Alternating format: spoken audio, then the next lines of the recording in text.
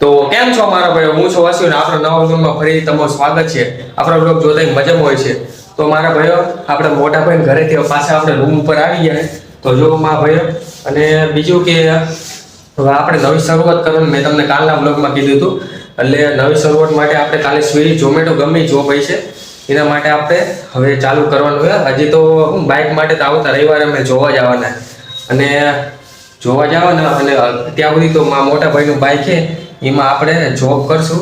Job એટલે delivery બોયનું કામ કરશું અને ખર્ચો નીકળશે અને પાછું આપણે હવે રૂમ ઉપર છે. અને બીજું કે આપણે જો વિડીયો ગમે તો લાઈક કરજો અને ચેનલને સબસ્ક્રાઈબ કરી દેજો. અને હવે આજે તમને મેન સવાલ એ કે ઘણા લોકો પૂછે કે કન્સિસ્ટન્સી એટલે શું અને યુટ્યુબ પર રેગ્યુલર કેવી રીતે રહેવું. હું એના વિશે આજે તમને ઇન્ફોર્મેશન દેવાનો, માહિતી દેવાનો તો કેવી રીતે શું કહેવાય કન્સિસ્ટન્સી એટલે શું એ અને રેગ્યુલર કેવી રીતે લેવું યુટ્યુબ પર એનું વિશે કહેવાનું. તો તમે આ વિડીયોમાં આગળ જોતા રહીજો. અને આપણે એક હજી કાલે સવારે હું ભાઈબંધ ભેગું જોવા જવાનું હોય એને 2-3 વર્ષનો અનુભવ છે ઝોમેટો સ્વિગીનો. એટલે જોવા જવાનું આપણે કેમ આવડે છે પણ આપણે ખાલી જોવા જવાનું હોય કે કેવી રીતે શું કરે એટલે ડેમો કેવી રીતે ડિલિવરી કરે. પછી આપણે કાલે શાંતિ હું ચાલુ કરશું અને બીજું કે આપણે એને પણ બ્લોગ લાવશું. તો હાલો મારા ભાઈઓ આગળ વિડીયોમાં જોતા રહીજો. કન્સિસ્ટન્સી લેવું યુટ્યુબ પર રેગ્યુલર કેવી રીતે રહેવું. તો હાલો મારા ભાઈઓ જોતા રહીજો. તો મિત્ર આપણે જો મોબાઈલ સેટ કરી નાખ્યો હોય અત્યારે આપણે ઓલા પાછળના એંગલથી વિડીયો ઉતારતા હવે આ બારની સાઈડથી મોબાઈલ ફિટ કર્યો. આ તો ઘણા લોકોને એવો પ્રશ્ન હતો કે કન્સિસ્ટન્સી એટલે શું અને યુટ્યુબ પર રેગ્યુલર કેવી રીતે રહેવું. તો માનો કે કન્સિસ્ટન્સી એટલે કે માનો કે તમે કોઈ જોબની જગ્યાએ ગયા મતલબ વેકેન્સી માટે કે ત્યાં તમે એમ કીધું સરે કે અથવા મેમે એમ કીધું હોય કે માનો કે 10 વાગે ઇન્ટરવ્યૂ માટે આવી જજો. તો તમારે એ ફિક્સ ટાઈમ તમે 10 વાગે ઇન્ટરવ્યૂ માટે પહોંચી જ જવાનું. પછી તમે એ નિયમનું પાલન કરો.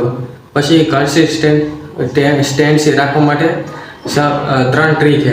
કન્સિસ્ટન્ટ ફિક્સ ટાઈમ નક્કી કરો કે સાંજે 6 વાગે. જેમ કે જો મારા વિડીયો 6 વાગે આવી જ ગમે એવું હોય. પછી પરફેક્ટની પાછળનું દોડો એવું કંઈ નહીં કે ફૂલ વ્યવસ્થિત થોડુંક જેવું તેવું મતલબ એમ થોડુંક વ્યવસ્થિત હોવું જોઈએ. અને કન્સિસ્ટન્સી એટલે યુટ્યુબ પર રેગ્યુલર રહો. પછી તમે એક દિવસ વિડીયો અપલોડ કરો અને પછી 10 દિવસ બાકી એને કન્સિસ્ટન્સી નથી કહેવાતું. એ પછી કન્સિસ્ટન્સી તમારે ઓડિયન્સ તૂટી જાય. એટલે કન્સિસ્ટન્સી એટલે આવી રીતે રહેવું.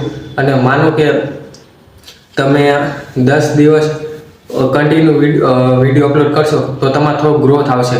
પછી તમે જેમ અપલોડ કરશો તો તમારે હું રૂટીન રોડનું તમારે ફિક્સ કરી દેવાનું કે બસ આ 6 વાગે વિડીયો આવવો જોઈએ ગમે એવું. તમે કંઈક અલગથી ચેલેન્જ લઈ લો 100 વિડીયોનો 100 વિડીયો રોડ રેગ્યુલર. તમે કંઈક ફિક્સ ટાઈમ નક્કી તમારી રીતે નક્કી કરો કે ક્યારે હું વિડીયો અપલોડ કરું. તમે જ્યારે મારે જો 6 વાગ્યાનો ફિક્સ ટાઈમ હોય હું 6 વાગે જ વિડીયો અપલોડ કરી નાખું ગમે એવું હોય. એટલે આવી રીતે કન્સિસ્ટન્સી બની રહે. હજી જો મારું નવું ચેનલ છે તો જો આપણે જો કન્સિસ્ટન્સી એટલે તમે અઠવાડિયામાં 3 વિડીયો કહો તો 3 વિડીયો રેગ્યુલર આવવા જ જોઈએ. પછી એવું નહીં કે એક દિવસ વિડીયો અપલોડ કરીને 10 દિવસ ભાગી એવું નહીં. અઠવાડિયામાં તમારે 3 મારે 6 વાગ્યાનો ટાઈમ એટલે હું એવી રીતે અપલોડ કરું. બસ આવી રીતે કન્સિસ્ટન્સી. જો તમે બીજું કે જો તમે મને સપોર્ટ કરશો તો આપમેળે કન્સિસ્ટન્સી બની જાય છે. હું રોજ સાંજે 6 વાગે કરીશ.